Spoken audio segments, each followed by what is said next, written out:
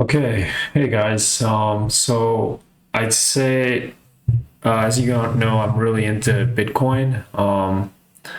And I mean, it's a real long story. I think everyone who's into Bitcoin has especially the early adopters, you all have kind of a weird story on how you basically got, pulled into it. Because back in like 2013 or earlier, uh, it used to be very kind of, I don't know, like a nerdy thing. Like it was like a hobby. It wasn't really seen as an asset class or anything like that. And honestly, I mean, I could go on. Basically, I think I was just watching, like I said, an Andreas Antonopoulos video and me, I didn't know at the time, but I think I have very libertarian leaning values. So I started just YouTubing a lot of videos because I really got into how to say, studying about the housing subprime crisis. Because around that time when that happened, I was just finishing up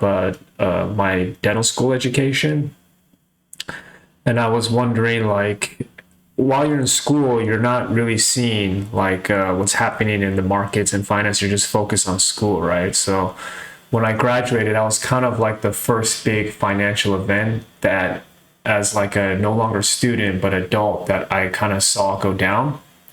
So I was wondering, like, why did all these banks get bailed out? Everyone lost their homes. Like, they were doing these, like, mortgage-backed security packages, right? Just loading these securities with bad mortgages, and that they knew that homeowners weren't able to pay off and everyone was going to default. And on top of that, the banks who made these same products probably were giving loans out to people for mortgages they knew that these people were not qualified to ever fulfill, right? So I just had a really bad, view on what the banks were in this country. And it's kind of weird. Like, I've never really had to use a bank to get loans or businesses. I mean, I was just still kind of in a student life, because obviously the way I grew up is just you go to college, grad school, you don't really know anything about investing money in the real world. And that's another topic I should cover. But anyways, yeah, so I was wondering, like, wow, these banks are super corrupt. I was watching like a PBS frontline documentary called Breaking the Bank, which is a really, really good documentary that I highly recommend you check out. It kind of breaks down how the whole banking pandemic, or not, I shouldn't say, but the whole banking situation in 2009, how it was a systemic failure, and it started with Bear Stearns and worked its way through the system, and basically the government had to ensure that these banks didn't fail. But then you look at it and it's like, wow, these people were very reckless and corrupt, and I thought banks were super corrupt and a real problem to a society. So then I think the YouTube's algorithm somehow led me to Andrea's video, and then that was when I think the Bitcoin. I think what happened was around, I think, end of 2013, you had the Bitcoin price going up as high as $1,200, and then in the early 2014, I think Mt. Gox had crashed the Bitcoin exchange, and back then you didn't have like Coinbase or Binance. The exchanges were Mt. Gox, and I was actually trading on a now defunct Russian exchange called BTCE. I'm pretty sure some people remember what that was. It eventually got shut down by like the U.S. government, and I was actually trading on that platform. It was really crazy. But that's how much the industry has changed. But anyways, so I watched that video, and then to me it was like lightning just boom, like hit me right on top of the head. It was just like I've never had that kind of reaction to an idea or concept take me over that kind of suddenly. It was crazy. Like when I was listening to Andreas talk, and I realized, oh my god, like this is like a really fair, equitable system that can basically make society fair, because it's going to put everybody on a system that's it's fair. There's transparency. There's no way to cheat. So like these are all qualities and values that I feel are good for society. So for me, I got into it not because of trying to make money. I mean, back then, Bitcoin, you didn't even, when we put money into it, I mean, nobody knew what it would be. I mean, I started trying to find a way to invest in it before Coinbase even existed, right? Like there was a website called Local Bitcoins where you can literally physically meet someone in person and exchange cash for Bitcoin, right? So, I mean, back then even it wasn't so valuable where you can actually earn Bitcoin. So I'll go some of my earlier patients, basically, like I did dental work for Bitcoin, right? And I don't want to. I'm sure one of my patients won't mind if I bring up his picture. I should show you. I have like on my Instagram. Yeah, it looks like his face is hidden in this one, but let me pull it up here. So, yeah, this is my Instagram, and back then, this was back in, wait, when was this? This was way back. This was like in 2014 or something. So yeah, you can see here, I was doing Bitcoin transactions back then. Here's a clear example. So this price, it shows it was around $576. And I think I did some, some dental work for him. And basically the wallets back then were blockchain.info.wallets. So it was a real fun time for Bitcoin at that time because, okay, yeah, look here. I explained in 2014. This pic was about 3 years ago. From the date of this post was 2017. So back then, I even thought that Wall Street would be entering this, and taking it over. And one funny story too is I don't know if you guys remember this guy named Dorian Nakamoto, who basically they thought he was Satoshi, some like old guy who lived in Temple City. He had the name Satoshi Nakamoto or something like that, or his name was Dorian. And basically some news reporter said, oh, this guy's Satoshi Nakamoto. So like he had a lot of crazy people coming after him. I actually went to that guy's house to give him like flowers because I wanted to give him tulips. That's how like ridiculous, like obsessed I was, right? I literally went to his front door and left some tulips as far as a gift or something. I don't know what I was thinking, but yeah, they thought that guy was Satoshi. It was really funny. Later on, he ended up getting like, I think 25 Bitcoin or something. Like everyone pitched in because obviously he's a private guy and he just had his privacy ruined. So, but yeah, that was back then. And boy, man, that's a long time ago looking back at it. So obviously I bought some more on myself, my own, and more patients actually gave me some coins too. For just doing like basic dental work, which is I thought was at the time. I know other dentists were accepting Bitcoin as payment too, but they wouldn't hold it. They would just cash it immediately. They would go on Coinbase and then cash it immediately. And I remember Coinbase before it came out, and I literally thought Coinbase was shady as hell because they were holding your coins. I thought the whole purpose of Bitcoins was you hold your own keys, you hold your own coins, right? And like so I thought like, man, Coinbase can just run off with my Bitcoins like Mt. Gox did, So like, I always felt like, those guys are like, not trustworthy.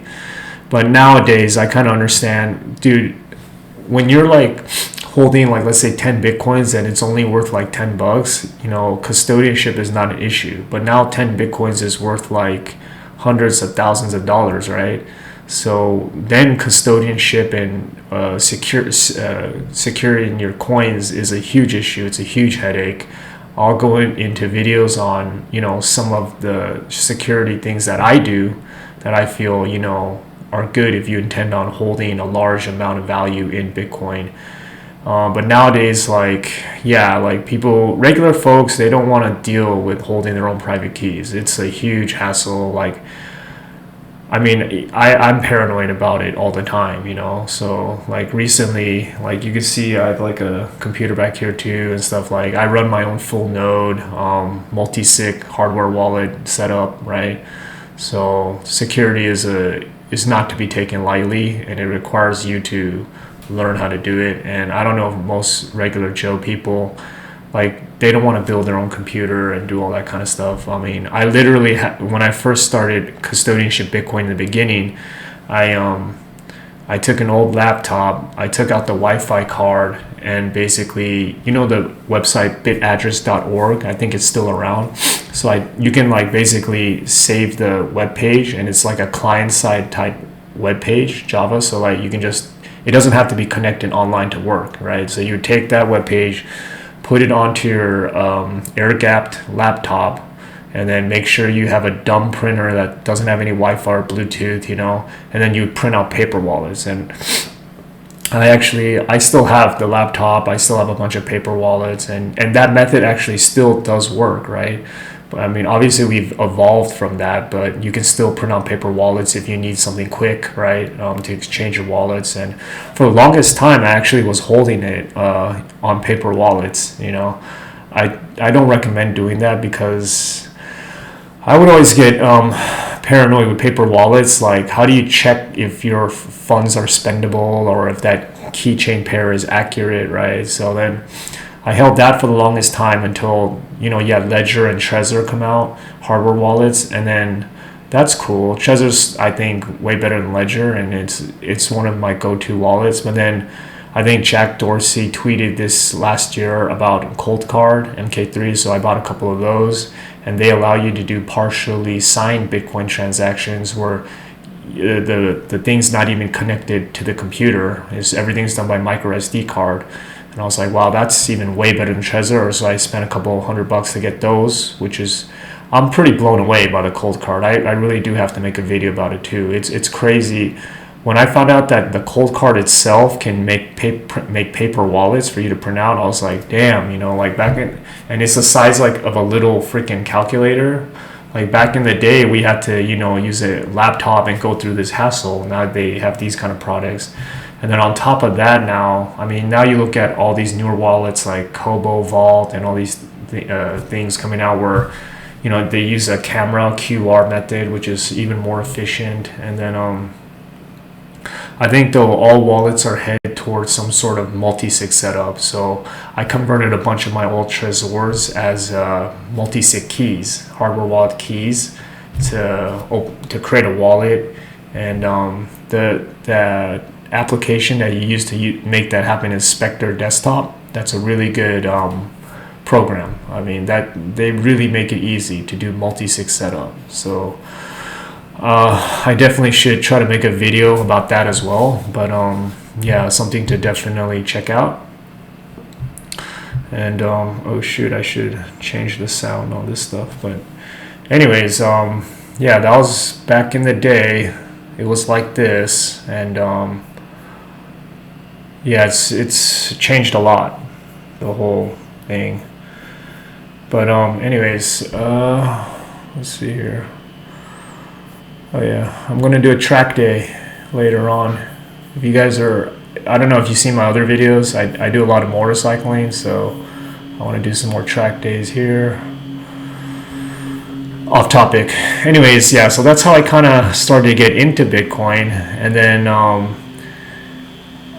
back when it was risky, I just kept buying more and more. And then like one huge mistake was I should have put 10 grand that I had lying around into Bitcoin when the price was at like $500 per coin. Around this time, I had like 10 G's I needed to put into my IRA account, right? And then my mom's like, oh, you should put it in a Chase JP Morgan Bank IRA, right? Something safe or whatever. And like, I was like, dang, like I don't want to put my money in a boring, bank IRA fund like a Chase or Wells Fargo.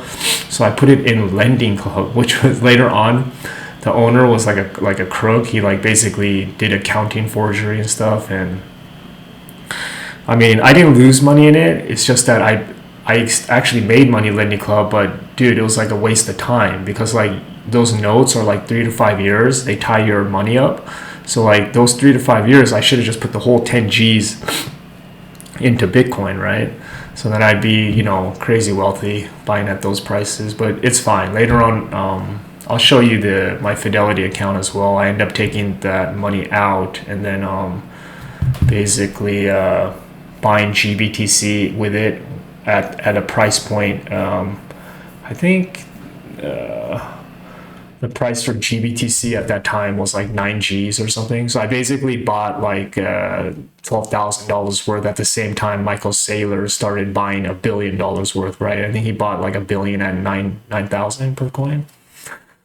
So, but then in between that, there's another story where I had another 10 grand in, so the lending club, 10 Gs, that was a mistake.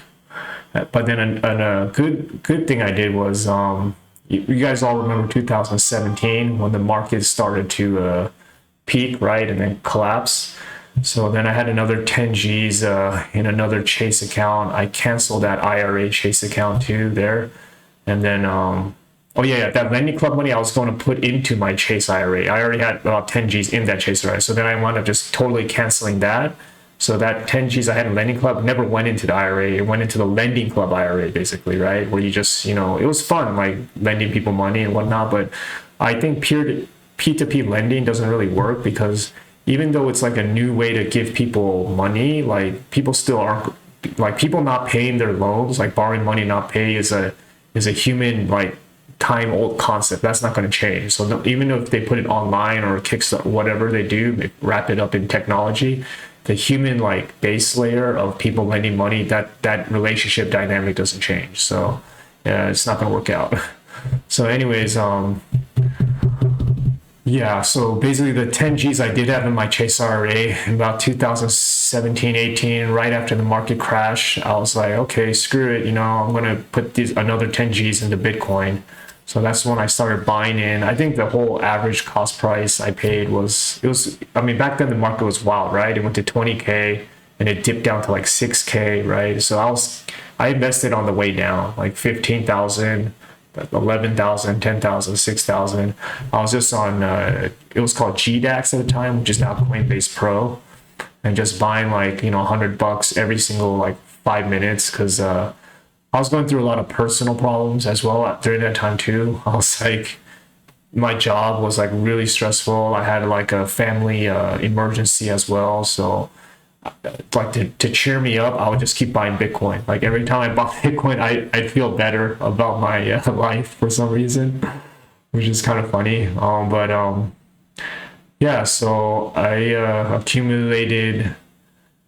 I can literally recount on my one hand my accumulation periods, right? Large accumulation periods where I'm dropping like thousands of dollars, or I received a large amount of Bitcoin early for free for doing dental work, right? There was only like 4 or 5 things I can account for. There's my patients who gave me Bitcoin, me canceling my IRA and putting all into Bitcoin in one fell, like just one click of the button. Me converting then like the lending club IRA into GBTC, and GBTC actually is not real Bitcoin, but it's the best you can do if you want exposure to Bitcoin through your IRA. So, but as far as the GBTC position, I hold like I think quite a lot of shares in GBTC, and I'm going to be exiting most of it. I mean, to me, it's just like a temporary store of value until I see a really good stock company to convert those shares of GBTC into. But anyways, that's kind of my Bitcoin investing story. Yeah, but the Bitcoin, I mean, I didn't get into it for the money. But then, yeah, it turned out like this is probably going to be one of the best money assets of my generation, at least. Like something you can give to your next kids and grandkids. Actually, there really is no better asset. I actually think that giving your kids a bunch of US dollars is not a good idea. I mean, that's not going to do much for them. Like as opposed to if you gave them Bitcoin, it really has much bigger meaning. But as far as like why I'm really into Bitcoin is, I think even though the hedge funds and institutions and like sovereign nations are going to take over the Bitcoin space or technology, like maybe 20 years from now, and small like retail guys and like all the Bitcoin Twitter people, like we may just quiet down and die off, and it'll be taken over by the big money players.